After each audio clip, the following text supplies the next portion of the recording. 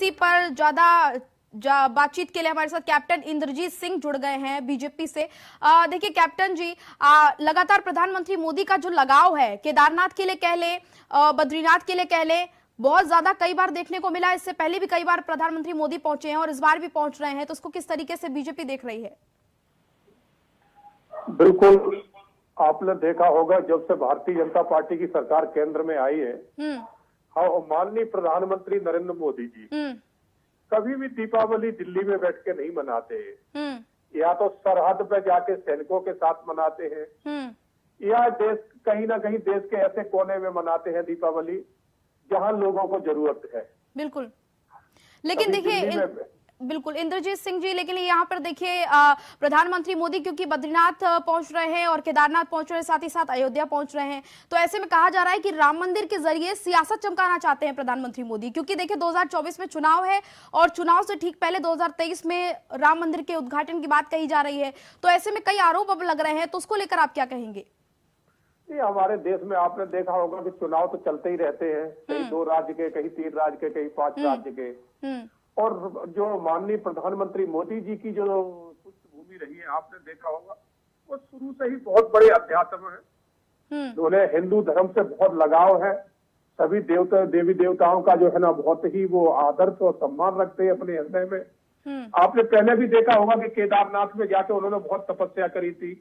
और मैंने तो माननीय प्रधानमंत्री जी का वो भी समय देखा है, क्योंकि मैं बहुत पुराना आरएसएस से जुड़ा रहा हूँ।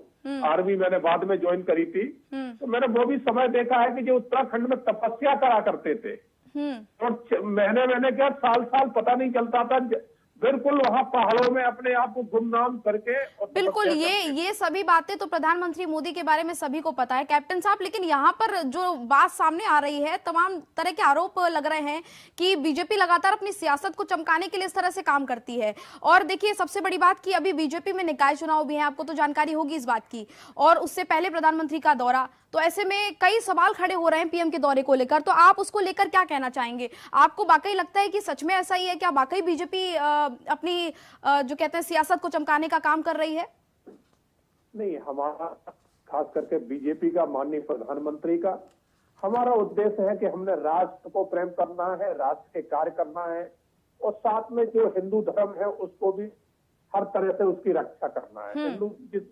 हमारा जो मुद्दा शुरू से राष्ट्रवाद और हिंदुत्व रहा है, हम उससे कभी हटके नहीं चलते, हम अपना पूरा उस पर रहते हैं। तो उसी की कड़ी में ये राम मंदिर और बद्रीनाथ, केदारनाथ, उसी कड़ी में ये है।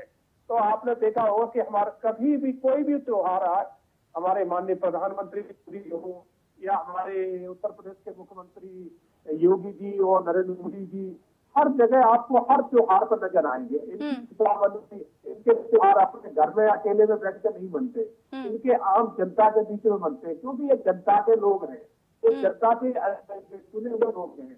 बिल्कुल, जनता के बीच पहुंचते हैं प्रधानमंत्री मोदी, कुल मिलाकर आप ये कहना चाह रहे हैं। नवीन दुबे भी हमारे साथ जुड़ गए हैं, समाजवादी पार्टी के प्रवक्ता। आपका बहुत स्वागत है नवीन दुबे जी। देखिए नवीन जी, प्रधानमंत्री मोदी अब अयोध्या आ रहे हैं और साथ ही साथ केदारनाथ और बद्रीनाथ के दौरे पर भी पीएम जाएंगे, तो इसको लेकर आपका क्या कहना है? आपका इस पर क्या प्रतिक्रिया है? आकांक्षा जी, देखिए ऐसा है, आस्था और पूजा, श्रद्धा, ये व्यक्ति के निजी विषय होते हैं। कौन किस